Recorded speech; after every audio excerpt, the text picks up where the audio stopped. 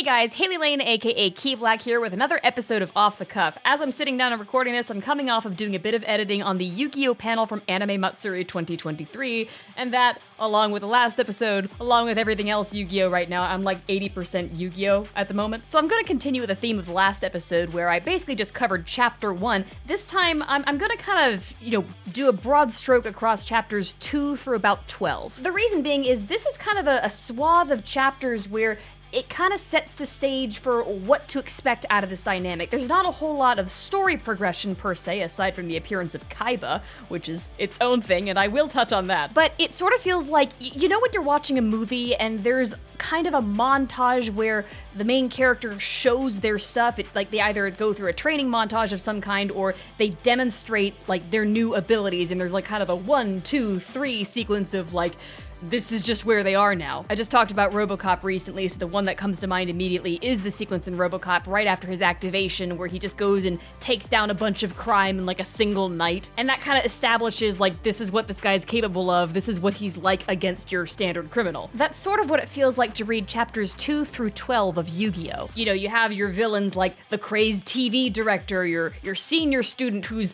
strangely addicted to painful karaoke, along with another wimpy kid named Hanasaki who gets introduced in that chapter. I have a soft spot for Hanasaki. One of my personal favorites of these chapters is Prison Break, which is chapter 4. It's where Anzu has gotten a part-time job, and Yuki and Jinochi stumble upon her at her part-time job. They have a heart-to-heart about what Anzu plans to do after school, which is go study dance in America. That's her dream. And the sweet moment takes a terrible turn when an escaped convict shows up at the burger joint, takes Anzu hostage, and now we have our conflict of the chapter. Yugi's other self emerges, of course, challenges the guy to a game where they can only each use one finger. The other Yugi lights the man on fire and grabs Anzu and says, let's go, let's get out of here. And Anzu falls in love with the other Yugi's voice because she didn't see who it was. She was blindfolded the whole time. And now we have this hilarious love triangle between Yugi, Anzu, and the other Yugi.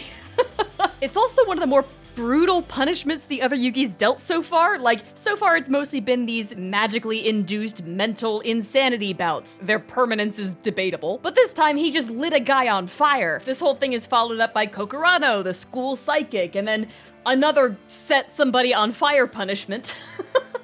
Like, at this point, you're starting to get the impression that it's not just that he's sadistic and likes to punish people. There's something like very visceral about it. He's not against killing somebody. And this is, of course, amidst all these, otherwise very wholesome moments. You're starting to watch Yugi develop into the character that he'll be later in the manga. Even across these 12 chapters, something I noticed while I was rereading this time is that Yugi himself is starting to carry himself very differently from chapter 1 through chapter 12. He speaks differently. He starts out very stuttering and unsure of himself, and he starts to speak more confidently as he makes more friends and starts to trust that his friendships are real. And you could chalk up the change in how Yugi looks to Takahashi's style evolving, and I think there's some of that, but I also think it's very deliberate. Like, Yugi starts to look a little bit different. He starts to look less downtrodden and less beat to a pulp before you even look at the guy funny. He's still kind of a wimp, but he's not emotionally a wimp anymore. At least not as much as he was before. But you get this really great contrast between Yugi's development and his developing friendships with Anzu and Jinochi and even Honda, and this sadistic little twerp who comes out when the lights are out and alternates between magically induced insanity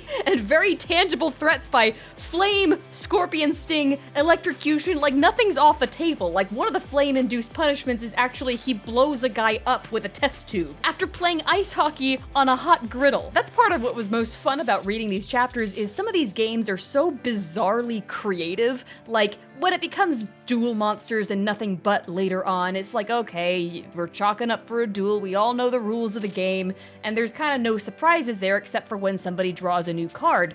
But when it comes to this early stuff, you're like, I have no idea what the other Yugi's gonna do this time, but it's gonna be some kind of thematically appropriate punishment game that suits the villain of the day. Guy likes singing, won't shut up? Well, why don't we play the quiet game using these two terrifyingly creepy clown toys? Oh, you're gonna put together a puzzle that reveals a friend's closely guarded secret, huh? Well, that puzzle's now gonna be your face, and more you put it together, the more your face is gonna crumble away. There's kind of a dark humor to the way that the other Yugi goes about these quests of righteous vengeance, I guess. And then, of course, we get Kaiba's first introduction in 2 chapters titled The Cards with Teeth. This is, of course, the first appearance of what would eventually be known as duel monsters. However, in these chapters, they're known as magic and wizards. It's a very obvious nod to Magic the Gathering. Kaiba's the first villain so far who actually gets 2 entire chapters dedicated to him, and while it's not the first time we've seen the other Yugi sweat over the game that he's challenging somebody to,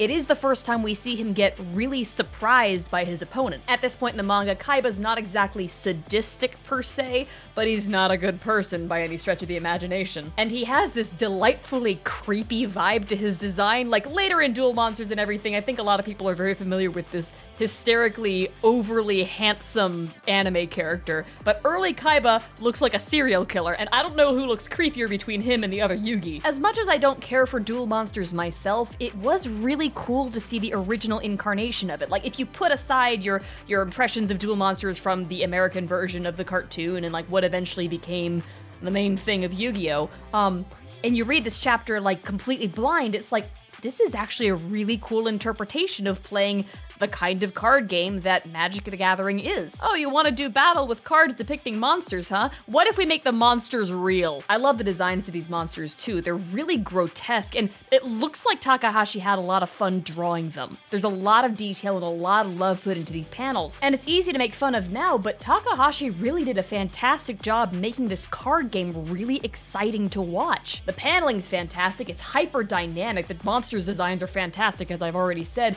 and the expressions on the characters are great. Kaiba looks properly manic. We also get the first appearance of the Blue Eyes White Dragon in this duel, which looks just freaking awesome. It's a super stylish design. But Kaiba's reaction to losing the duel is palpable. Like, I can feel the clammy sweat on his face. And then when the other Yugi administers the penalty game, it's not the mind crush that I was expecting in the cartoon. Oh no, that comes later. This time it's the experience of death. The other Yugi's chosen punishment for this guy is to send him to the world of this monster card game he's obsessed with and have him die repeatedly at the hands of the monsters that he's obsessed with. It's really horrific. There's this great panel of Kaiba looking at all these monsters about to like eat him alive, and his veins on his neck are popping out. You can tell he's terrified out of his mind. And then the following panel is this hysterical expression of the other Yugi going, Kaiba, in that world, you'll probably experience something close to death, but don't worry, it's just an illusion.